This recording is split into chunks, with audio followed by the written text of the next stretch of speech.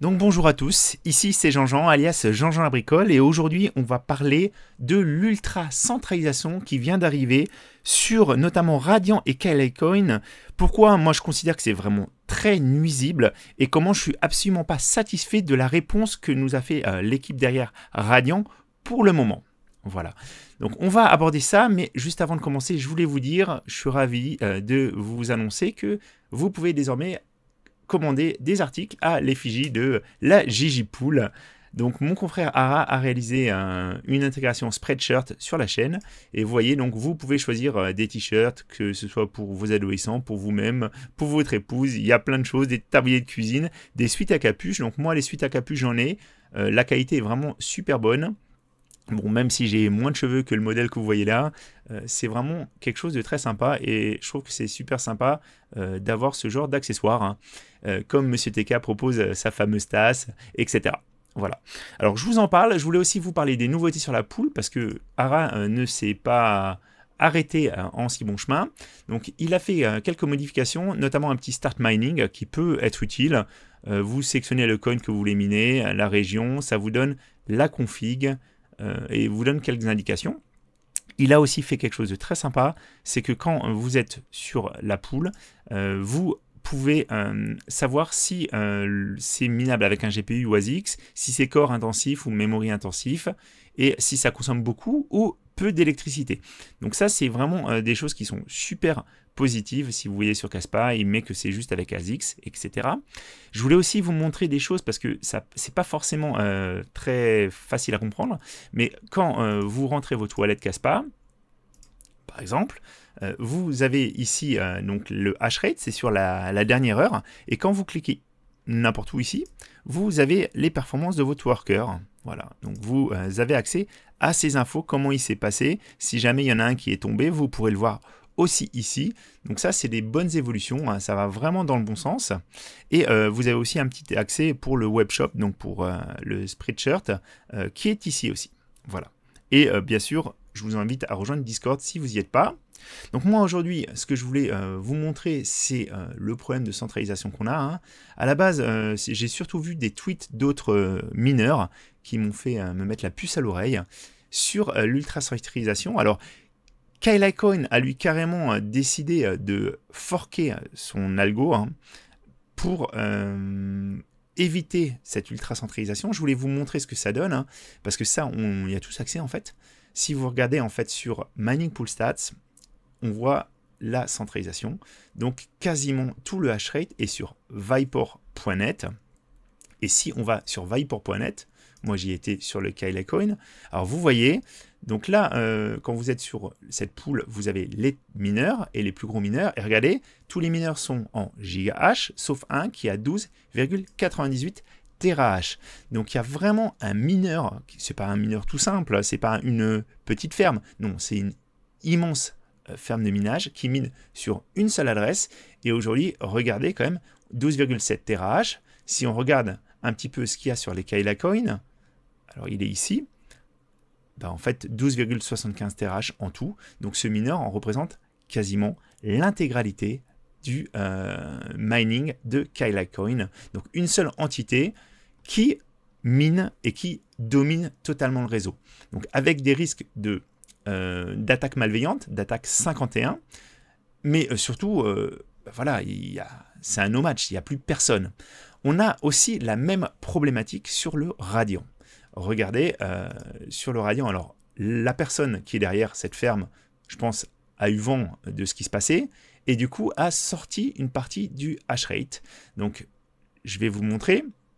Alors, on peut regarder ici, parce qu'ici, on n'a pas une mise à jour instantanée. Vous voyez, on a Vipor.net qui est à 86% du hash rate. Voilà, donc cette pool est à 86%. Mais si vous regardez, elle est plus que deuxième. Parce qu'en fait, les personnes derrière, face au bad buzz, ont décidé de réassigner leur machine. Mais ça trompe personne. Ce qu'il y avait ici est passé là, tout simplement. Et si on regarde un petit peu, c'était une seule adresse. Donc de la même façon, vous allez dessus, sur la pool, et vous sélectionnez les mineurs qui sont rattachés à la pool Radiant. Et regardez, donc là, le hash rate, c'est pas actualisé. Donc vous avez encore le hash rate qu'il y avait. 148 terahash alors que tout le monde était en gigahash. Voilà, et quand on clique dessus, on va voir que maintenant c'est plus que 54 terahash. On voit l'historique, on voit bien que c'était à 148 et que c'est descendu à 53. Et vous voyez avec les mineurs qui sont ici. Donc une seule adresse qui mine l'intégralité. Et ce que je n'apprécie vraiment pas par rapport à cette problématique, parce que c'est une vraie problématique, c'est la réponse qui a été apportée par l'équipe de Radiant à Red Panda notamment, parce que Red Panda leur disait Radiant est complètement rect par une seule entité qui a 95% du réseau. Et ils disent non, on s'est fait, il n'y a pas de problème par rapport à ça. Tout va bien, on est juste en train de construire le futur sur les utilities. Est-ce que être prise par une entité qui momentanément qui va avoir tout ce hash rate, est-ce que c'est idéal? Non, mais c'est pas un gros problème.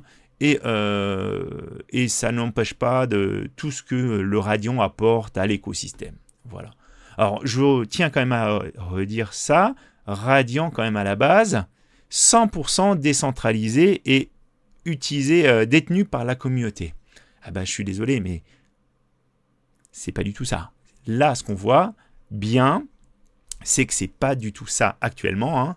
C'est pas la communauté qui le détient, c'est une grosse ferme de minage, beaucoup de puissance, et ces personnes qui sont derrière, elles peuvent faire ce qu'elles veulent avec le coin.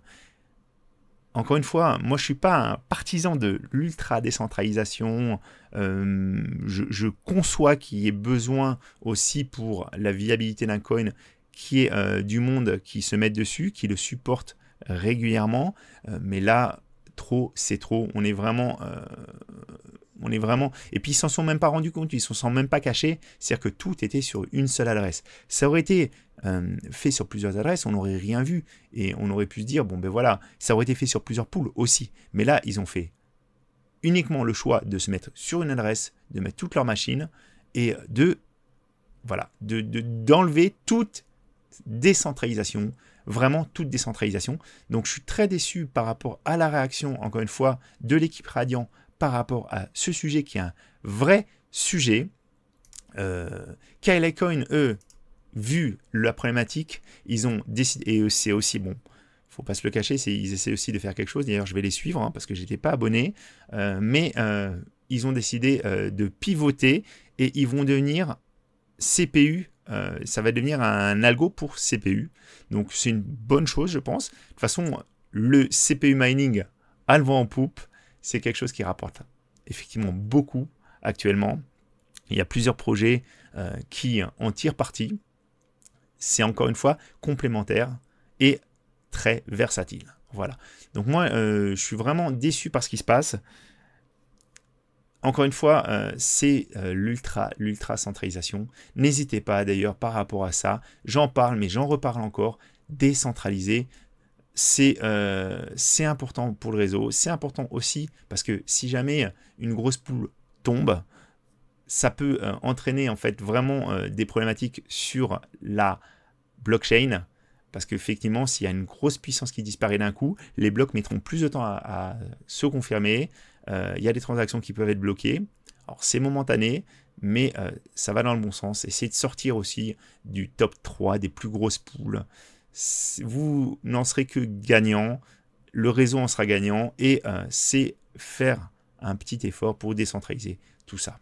Alors je ne vous dis pas de venir forcément sur la Gigipool, on fait ce qu'on peut, tout n'est pas parfait, mais on essaie de l'améliorer tous les jours. Voilà, donc c'était Jean-Jean, j'espère que tout se passe bien et que vous continuez à miner tranquillement, et je vous souhaite que du bonheur. Voilà, à très bientôt les amis.